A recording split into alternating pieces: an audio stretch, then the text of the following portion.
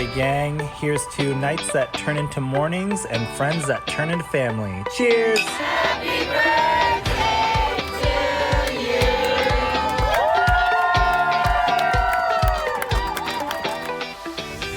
Hello, and welcome to the Friendship IRL podcast. I'm your host, Alex Alexander.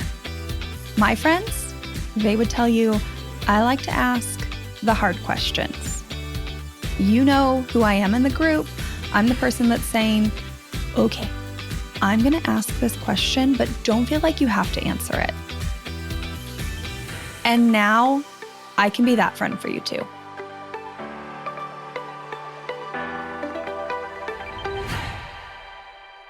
What if friendship was easy? Sounds nice, doesn't it? I feel like everybody wants the easy button to friendship. And I'm not really sure that there is an easy button, but I do think that the more knowledge we have, the more self-reflection, the more insight, the easier it is to navigate the relationship dynamics with our friends, with our community, and honestly, with all of our relationships. And society has really convinced us that friendship is hard, like very hard. It is scarce. Make those friends and keep them forever. I've already talked about these messages multiple times. But I think that friendship is easier than we've all been told. We are making it harder than it needs to be. And in the end, we all know that anything worth having takes work. Nothing's easy in life. But we can choose our own version of hard. Let me repeat that because I heard this recently and it kind of blew my mind. Nothing worth having is easy. However, we can choose our own version of hard. But that requires us to take a step back, think about what's hard and which one is the right one for us. I hear the same sentiment from people all the time when I talk about friendship. And it's, I just want to meet friends who are in the same place in life that I am. And place in life could mean a lot of things. It could mean that you are both in a serious relationship. You had single friends, now you want partnered friends. Could mean that you've had kids. You want friends of a similar age. You want friends that are in a similar economic, like a financial status. You want friends who have the same job freedom. There are a million ways that people are saying this phrase, but it's the same thing. It's kind of this idea of, I want to meet people who are in the same place. And what they don't say, but what I think they're trying to say is because I think it's easier when people are doing the same things as I am. It is not easy to manage our differences in friendship and community. That is a skill set, one that is worth taking the time to hone in on. Because managing differences is one of the biggest friendship problems I hear about. No matter what, even if you make new friends who are in this life moment, at some point, if this is a lasting friendship, you will have to manage differences with these friends. So if you have moved into a new life phase and you are partnered and you are looking for other coupled friends, if this is a lasting friendship, what happens if you lose a partner? Your friends get divorced. These people move across the country. Anything could happen at any point. And you either have to find new friends who are now in this new life phase that you are in, or figure out how to manage your differences. So the earlier we can all really sit down and think about this skill set, the better. The other interesting thing about friends, and I can't remember if I've talked about this in the podcast or not, is that friends are some of the only people that we have such close relationships to that we don't necessarily, some people do, we don't factor in to our big life choices. So when you find a romantic partner, if you have kids, maybe your family of origin, and you are deciding to move across the country, you are factoring in, can my partner move with me? Can they find a job? What would happen with our kids and their friends and their school? How often would we see our parents? All of this is factored in. And I'm not saying we never think about our friends, but we very rarely, most people do not go to their friends and say, hey, I'm thinking about moving across the country. Would you like to weigh in on your personal pros cons list? Instead, although you might have talked out this decision with friends, or they might know that it's coming, you likely just made the choice that is right for you. There wasn't a lot of consideration in sacrificing something you feel like you need to go after for your friends, which means that we are constantly making different life choices than our friends. Another example would be in a romantic partnership, in a marriage, making joint financial decisions. Now, I understand. I have listened to finance podcasts. I understand that not every couple is aligned on their finances, but you've probably had some pretty in-depth conversations. You've made choices. You've weighed the pros and cons. You've worked out the numbers. You're pretty aligned, hopefully, by the time you make that choice. But you might make this choice and then tell a friend, and they maybe were also weighing a similar choice and they chose something different. And now you're both questioning why you made different choices, why you're going in different directions. So as you can see, no matter what, when it comes to friendships, we're not planning our lives normally. There are people who do in conjunction with our friends. We are not weighing in their opinion on all these factors. Usually, we are maybe talking out the process, but we're not really taking their opinion in. We expect our friends to just sit there and say, I support you no matter what. I encourage you. Maybe they ask a couple challenging questions, but for the most part, we're not really there for our friends to pull us back on whatever our thoughts are, which means that we make life-altering decisions, big and small, without taking our friends into account. We tell them our big news. We are so excited. We're moving across the country.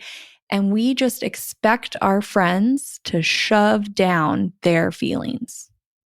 Whether that is that they don't approve, that they're sad that you're leaving, that they don't think you should take this job, whatever it is, we don't want to hear it. Whatever their feelings are, they're just supposed to shove them down, and they're supposed to be supportive and encouraging and happy and thrilled. But two sets of feelings exist in this moment. But if we actually brought up the feelings of the person who isn't making the decision, like the friend, they're internally trying to manage their differences. And if you aren't very good at this, if you do let your opinions sneak in to what should be this really exciting moment, your friend is probably going to be frustrated with you, right? This creates a friendship problem. So today I want to talk a little bit about this idea of managing differences. And I want to talk about it when we make friends, like how I see us managing our differences when we make friends. And then once we are more established friends, because I think the way we do it kind of changes. So let's dive in. When you are making friends, this goes back to the you can choose your own version of hard thing that I was talking about earlier. I think that we have two options when it comes to managing differences. Most people are going to go with option one, which to many, I think, seems easier. But in reality, I think it's a lot harder. So let's talk through what they are. Option 1 involves putting our best foot forward, being the friend everybody wants to have, being interesting, showing our good side. These are all phrases that are thrown around, but really it's just showing up in a way that makes the other person, this new potential friend, want to like us. So what do we do? Because I would venture to say that when we want someone to like us, we're obviously tuning into societal cues, things we're told we should do, ways we should show up. But I think we take it a step further. We study these potential friends. And then we morph ourselves in ways to become the desirable version of a friend for them. Because we're trying to control the outcome. We want this person to be our new friend. That is our goal. And we will twist and make ourselves smaller, bigger, different, more interesting in order to control the outcome. Now, if we think about it, this is not very kind because we aren't giving the other person the real version of ourselves. So the foundation we're laying for this friendship is not authentic. But we're showing up as this desirable version where we are literally trying to control the outcome.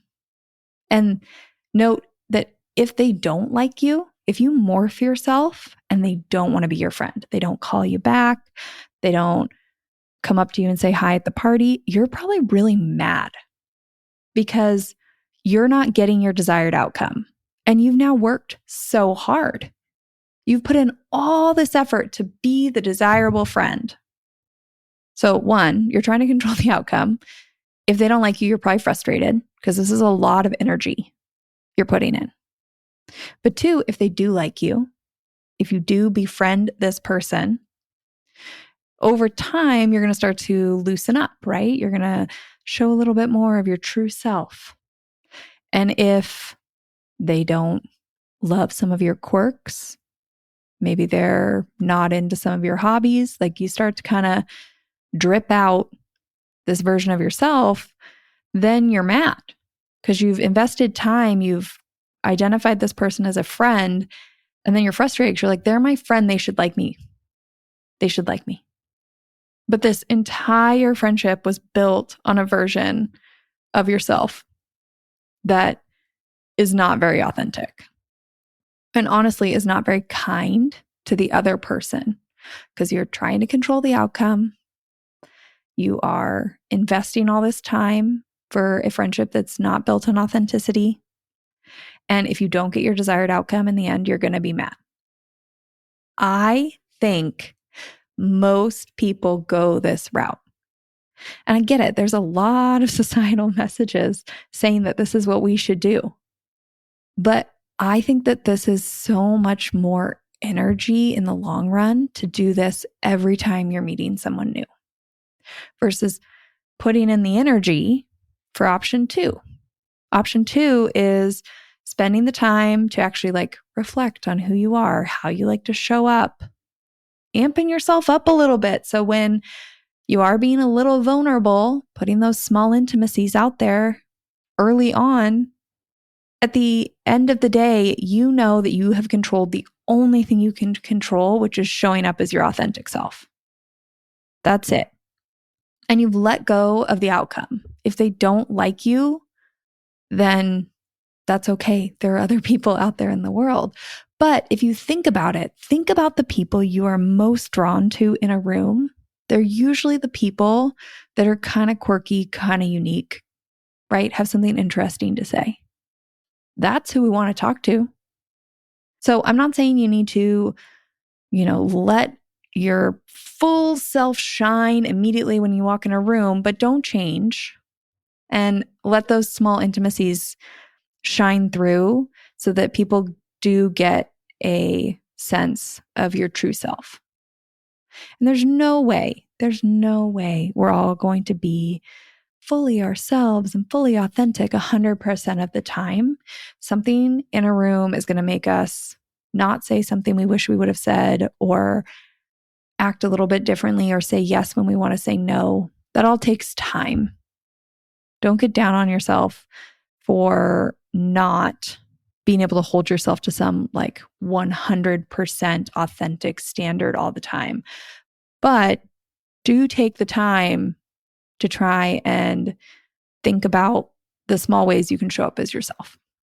And take the time to accept that like doing this is scary. It takes time to deprogram that put your best foot forward mindset. But again, we all get to choose our own version of hard. And I think that the initial work of option 2 makes for a lot easier friendships in the long run. So many fewer mental gymnastics in option 2 in the end. Okay, so let's say we've made these friends one way or another. Whichever option you chose, you have the friends. And now we're back to this idea of managing differences. Like up front, when you're making the friends, I mean, it's hard to show up as yourself when that's not how we've been taught to show up. But you haven't invested a ton of time. You don't know these people very well when you're making friends. So if it doesn't work out, if you can accept that there are lots of potential friends out there in the world and friends will come and go, then it's a little less intense with the managing differences. When we have these built up friendships, managing differences becomes kind of intense, right? Because we do think at this point that we are similar to our friends. We found those shared experiences, shared interests, made our memories, figured out our beliefs and values, all that kind of stuff. We made those friends who are in the same life moment. So what happens when we start realizing that there are things that are different in these friendships? And I want to kind of like go back and think about this when we were kids. And I use this story all the time to talk about it, which is if you think about the first time you went to a friend's house for dinner and things were different in their house. You got like this window into the fact that other people live differently. There were different brands of food in the pantry, different ingredients in the fridge. Your family tells a win from their day, and your friend's family says grace. Things are different. It feels a little uncomfortable, but it's okay because your family does it your way and that's fine.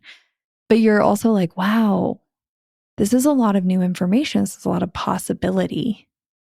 So your family sits around the dining table, but your friend's family sits at the kitchen counter. Maybe you go to another friend's house and they sit on the couch, another friend's house and they all sit on the floor around the TV. Everybody does different things.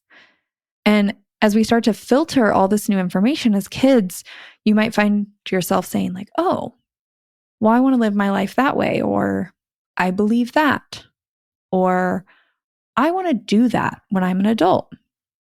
So in the sense of where we sit for dinner, right, we're sitting at the table, your family, versus the floor, the kitchen counter, the couch, or eating over the sink. So that means there are 4 pieces of information that are not what your family does. And if you really like sitting at the table and you think to yourself, like, this is the way I want to eat dinner, there are 4 pieces of information that you said, that's not for me. And as a kid, this is largely inconsequential. You're getting all this info that people live life differently, and either it doesn't really matter because it's just silly things like the brand of food you buy, or it's consequential, but you're a kid, so you don't really have final say. You could decide you want to eat on the floor, and your parents could be like, no, we eat at the table, come sit down. So in the end, you're not really making the choices necessarily. But as an adult, decisions start to become really consequential. And as silly as the where we eat dinner choice is, even that, if you tell your friends, there might be some judgment of, oh, you sit on the couch to eat dinner every night. Or maybe you have a bunch of friends who all sit on the couch to eat dinner. But no matter what, people are doing different things. And small decisions like where you eat dinner can have a lot of stigma about them. Or there are those big life decisions that we're all making, like where to live, how to raise our family, whether to take a job or not, how to spend our money.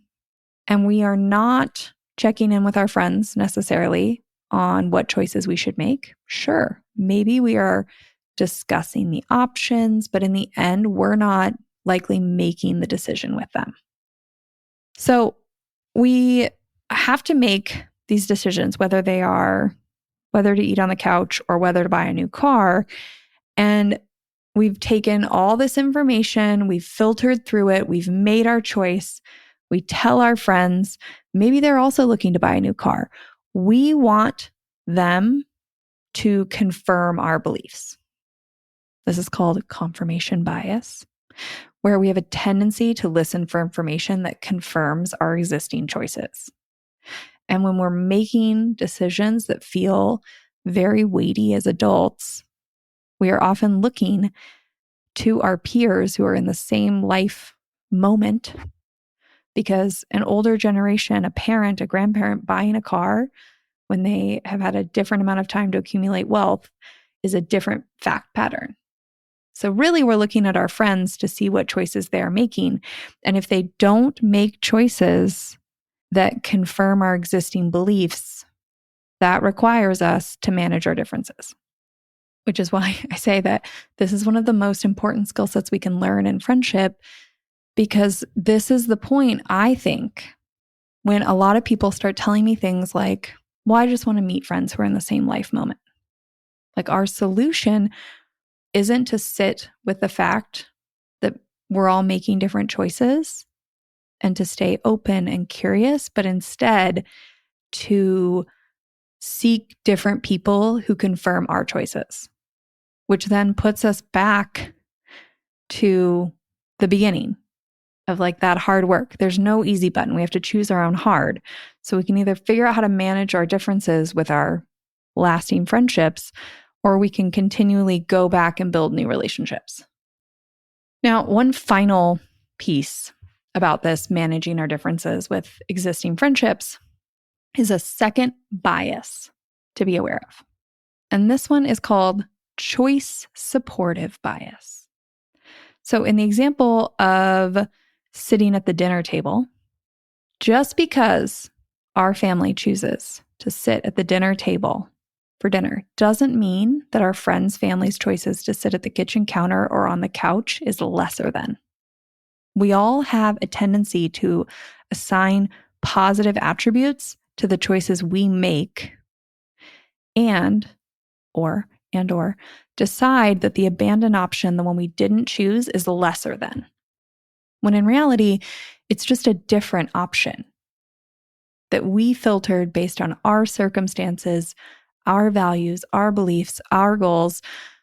But our friends might be slightly different and choose different choices. And that doesn't make them lesser than. And the thing is, when we use this opportunity for our friends to be windows into other ways to live life, we start to collect more and more information. And if we consistently filter anything we are not choosing as lesser than, that's going to make our conversations with our friends really hard. It's going to make managing those differences really frustrating. It's going to lead to a lot of arguments, a lot of hurt feelings, a lot of boundaries about not talking about certain areas of our life. And all that is, it's fine to set a boundary, but what if instead we worked on staying curious and seeing our friends' choices as neutral? Like, why did they choose that option? What do they like about it? What do they not like about it? And stop assigning positive and negatives to their answers. Like, sure, you and I didn't choose that. It's not right for us, but that doesn't make it wrong. And this ability to stay curious is a skill set that if we really hone in this skill set, we can manage our differences way easier. And there is an added bonus of this ability to stay curious and manage our differences. And that's that people will let us in. We will get a more authentic view into our friends' lives. We get more information. We see that there are more options. We can ask more questions. And not only does this alleviate problems, but I actually really think it supercharges our friendships. And I say that because I have friendships like this, where we are having conversations wondering why our friendships feel supercharged. And I think this is the answer. Because not only is this friendship supportive, is it more authentic because we can let each other in, but now we are sharing information, what's worked, what hasn't, the options we considered, where we went to get that information with our friends who are in a similar life situation. And we're crowdsourcing all of that. So I am not having to go out on my own and find all this info from third-party sources. I can just go to my friends and see if they have done the thing I want to do, gone after the goal, done the research, had a good or bad experience. And this topic is one I am very excited to talk about in an upcoming episode with a friend. Will not be a solo episode, but we're going to have a really frank conversation about what it takes to do this in a friendship and the differences we're seeing in our lives. So with that, I'll talk to you next week. Thank you for listening to this episode of Friendship IRL. I am so honored to have these conversations with you, but don't let the chat die here. Send me a voice message. I created a special website just to chat with you. You can find it at alex.chat. You can also find me on Instagram. My handle at it's Alex Alexander, or go ahead and leave a review wherever you prefer to listen to podcasts. Now, if you want to take this conversation a step further, send this episode to a friend. Tell them you found it interesting and use what we just talked about as a conversation starter the next time you and your friend hang out. No need for a teary goodbye. I'll be back with a new episode next week.